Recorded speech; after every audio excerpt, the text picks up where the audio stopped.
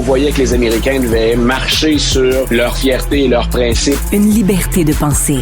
Mais il le fait d'une façon particulièrement grossière et maladroite. Une force internationale. Et même, on va plus loin. Luc La Liberté. Et la tension, vraiment, là, est presque à son comble aux États-Unis. Luc, là, Trump à Springfield, il y a même des élus républicains qui veulent rien savoir. Voilà, donc le président ou l'ancien président, en fait, il porte toujours le titre. On peut s'exprimer comme ça, le président Trump. Donc, a manifesté clairement son intention d'ici une semaine ou deux de se rendre à Springfield, en Ohio. Springfield qui est, dont on parlait très, très, très peu auparavant. Oui. Mais qui est devenu un des centres, sinon le grand centre d'attention aux États-Unis, depuis que pendant le débat, Donald Trump a récupéré ce que J.D. Vance, son colistier, affirmait aussi, c'est-à-dire qu'on avait ces immigrants illégaux qui s'étaient rués sur la ville et qui dévoraient vos animaux domestiques. Donc, ça a occasionné tout ça, cette déclaration-là qui est... je pense qu'on peut le dire comme ça, complètement folle, qui n'est assurément pas vérifiée et vérifiable. Donc, cette affirmation-là a plongé Springfield dans le chaos. Dans le chaos au sens où le seul problème véritable qu'on avait à Springfield avec des immigrants, c'est un problème qu'on retrouve un peu partout quand on accueille beaucoup, voire trop d'immigrants, c'est possible. À Springfield, le problème en était un de structure et surtout d'habitation, de logement. Donc, on a reconnu ce problème-là depuis du côté du gouverneur de l'Ohio, qui est un républicain, et du maire de la ville de Springfield, qui lui aussi est un républicain. Et quand on a entendu le président Trump dire « je vais me rendre à Springfield », dans les deux cas, en utilisant des formules différentes, on était assez clair, ce n'est pas une bonne idée. Et personnellement, il y aurait peut-être des motifs d'y aller si on pensait que le président était là pour offrir un message positif. Si on est pour dire aux habitants de Springfield, écoutez, je suis désolé qu'avec cette formulation-là, vous soyez retrouvés dans l'eau chaude, que ces immigrants-là qui viennent combler un besoin de main-d'œuvre, écoutez, on les a mis de l'avant, mais maladroitement. Entre toi et moi, quelles sont les chances réelles que Donald Trump aille là présenter des excuses? Je pense que poser la question en observant le comportement du bonhomme depuis 8 ans, 9 ans déjà sur la scène politique, je m'attends pas à ça.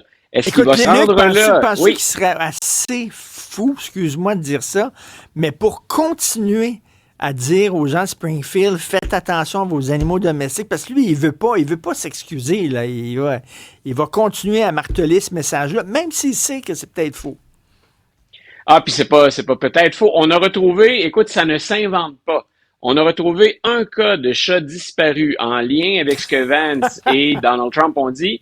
Et on a retrouvé le chat la journée même. C'est un chat qui est sorti de la maison, qui a erré pendant un certain temps. Puis le temps que la toile s'enflamme autour de cette information-là et que ça se rende jusqu'à J.D. Vance et Donald Trump, on s'est rendu compte que le chat était revenu à la maison puis que finalement, il avait probablement même pas vu d'immigrants haïtiens en cours de route. Donc, c'était pathétique et c'est dramatique. Et c'est là où on voit, et je cite carrément le maire de la ville, que les mots ont une portée. Ils ont un sens et ils ont une portée. Donc, Springfield, c'est sérieux, hein? Ce sont les édifices de la ville qu'on a dû fermer. Ce sont des enfants qu'on a dû retirer des écoles parce qu'on fermait les écoles en raison d'alertes à la bombe. Donc, on a annulé un festival multiculturel qui est un succès, qui se déroule habituellement bien. Donc, on a fait de cette ville-là, on y a semé le chaos pendant, on va voir combien de temps, mais au moins pendant une bonne semaine, à partir d'une fausse information, à partir de la désinformation. Une chose, Richard, dont je suis sûr, Donald Trump ne va pas abandonner le thème de l'immigration parce qu'il y a des préoccupations sérieuses et que là-dessus, on lui préfère encore, Donald Trump, on le préfère encore à Kamala Harris. Mais est-ce qu'il va avoir le culot de se présenter à Springfield et de sacrifier la ville de Springfield sur l'autel du message fort, ferme, intolérant face aux abus en immigration? On va le voir. Écoute, j'ai une question à 100 000 pour toi. Tu sais à quel point j'adore Bill Maher. Là, je l'aime beaucoup. Ouais. Alors, à son émission Real Time. Bill Maher a dit, on vient de prouver qu'on est capable de faire une campagne présidentielle en 3 mois. Alors, pourquoi les campagnes ne durent pas 3 mois, puis ça vient de finir. On est capable de le faire. On vient de le prouver. T'en penses quoi, toi? Je pense qu'on est capable de faire ça. Ailleurs, on le fait en 1 mois, en 1 mois et demi. Il y a bien sûr de très, très gros intérêts financiers, mais il y a une part de la réponse de Maher qui me semble un petit peu incomplète au sens où, aux États-Unis, le processus est long parce qu'on laisse la population s'exprimer à de nombreuses occasions, entre autres sur le choix des candidats. Ce serait d'aller à l'encontre d'une volonté démocratique, puis en même temps que d'une tradition, que de choisir un candidat ou une candidate de manière beaucoup plus rapide. C'est vrai que c'est long, le calendrier des primaires. C'est vrai que les primaires et les caucus, on commence ça en janvier, puis on s'en va jusqu'en juin. Mais tu parlais d'argent tantôt, tu as entendu Bill Maher, il dit si c'est si long que ça, c'est parce qu'ils veulent ramasser de l'argent. Voilà. C'est tout. That's it. Voilà. Je disais, il y a une problématique là-dedans qui est l'importance de l'argent dans le système américain. Et ça fait des années que je le dis. Et ça concerne les démocrates et les républicains. Il n'y a absolument rien de partisan là-dedans. Ce système-là laisse une trop grande place à l'argent, puis dans le sens négatif, l'influence de l'argent.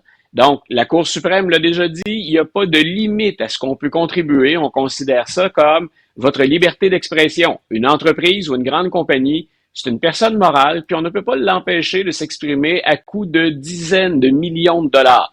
Et c'est vrai pour les républicains comme les démocrates. Donc, il y a énormément d'argent en jeu. Et ce que je disais, c'est que c'est probablement un des très, très gros facteurs. L'autre, c'est la chance qu'on veut donner aux Américains de s'exprimer sur les candidats et de mettre leur État en lumière. Une des choses que j'aime du calendrier des primaires, même s'il est long, c'est qu'on va voir les États, parfois à coup de 5, 6, 7 États, parfois un État ou deux tout seuls, mais ils ont l'occasion d'être sous les projecteurs et de faire part de quelles sont leurs priorités. On a un pays dans lequel il y a de nombreux mini-pays, c'est ça, les États-Unis. Le calendrier des primaires permet de mettre ça en valeur. Mais là où je rejoins Maher, on peut assurément faire ça plus vite qu'on le fait présentement, et je dénonce cette trop grande part-là accordée à l'argent, à l'influence de l'argent. Quand on en est à des campagnes électorales, à partir d'Obama et Romney, on a franchi le milliard de dollars dans chaque camp pour faire une campagne électorale. Il y a de l'argent qui est mal dépensé quelque part là-dedans, et il y a surtout une influence de l'argent sur les politiciens qui est très grande. Luc, je te donne 45 secondes, sinon je vais me faire fouetter. Un homme accusé en Alaska. Parle-nous de ça. C'est ta transition qui m'arrache un sourire. Je te fais ça 30 secondes. Un homme qui vient d'être accusé, 465 messages adressés par les courriels officiels de la Cour suprême aux juges de la Cour suprême. Il veut faire la peau à 6 des 9 juges de la Cour suprême. À leur famille, il souhaite les torturer avant de les abattre. Il vient d'être arrêté, il vient d'être accusé formellement. Ce que je voulais partager avec toi, c'est une fois de plus, puis ça, on le répète tous les deux, la tension, elle est à son paroxysme aux États-Unis. Il y a des gens qui sont prêts maintenant à passer à l'acte. Ce n'est plus que déverser son fiel sur les réseaux sociaux, mais bien se préparer à passer à l'action. Et c'est là où j'ai besoin que les démocrates, mais de l'autre côté aussi M. Trump, on baisse le ton un peu puis qu'on appelle à quelque chose de plus pacifique, de plus sain dans notre démocratie ou dans leur démocratie. Écoute, c'est inquiétant. Là. Si on va aux États-Unis, on va tous porter un gilet pare-balles. Ça devient vraiment inquiétant. Merci, Luc, la liberté. Salut. Luke Freedom. Ça me fait donner ça. Luke Freedom.